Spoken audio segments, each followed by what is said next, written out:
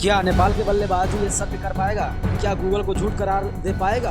देखो, मैच होने से पहले ही गूगल बता रहा है कि देखो, नीदरलैंड को जीतने का चांस यानी कि 59% और नेपाल का हारने का चांस सिर्फ 41, जीतने का चांस 59% और नेपाल का जीतने का चांस 41%। मगर आज नेपाल के बल्लेबाजों को कुछ अलग करना पड़ेगा और सबको दिखलाना पड़ेगा कि देखो, हम लोग ओडीआई में नहीं बल्कि T20 फॉर्मेट में भी उतना ही तैयार है जितना ओडीआई में हम लोग CWC के लिए तैयार होकर गए थे। क्योंकि नेपाल की बल्लेबाजी की अगर बात करें इस टाइम, नेपाल की बेहतर बल्लेबाजी है। भले एक दो का बात करें तो वही रोहित पौडेल ये नहीं चल रहा है, अच्छा परफॉर्म नहीं कर पा रहा है, मगर रोहित पौडेल हुए ऐसे एक दो प्लेयर है जो का परफॉर्म खराब चल रहा है। मगर भाई नेपाल की बल्लेबाजी क्या कोई बात मत करो, क्योंकि नेपाल की बल्लेबाजी आज गूगल को झूठ करार बताएगा और अपना मैच जीत कर पहला मैच इतिहास रचेगा। क्योंकि देखो, नेपाल की बल्लेबाजी और बॉलिंग की बात करें तो बहुत बेहतर हो चुका है। क्योंकि नेपाल की बॉलर की बात करें, संदीप लामेछाने, करण केसी, भाई भुटकल भी करा रहे हैं, दीपेंद्र सिंह ऐरी भी, मगर बहुत बेहतर है। यानी कि सबको लग रहा है कि हाँ, नेपाल क्रिकेट टीम आने वाले दिनों में कुछ कर सकता है। और ये बहुत अच्छा बात है, आज नेपाल को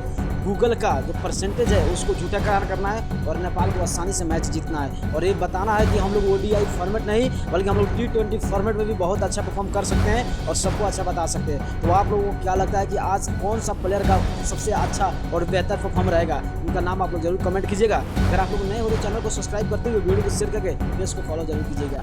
ओके, बाय बाय। वीडियो देखने के लिए थैंक यू, धन्यवाद। Thanks for watching.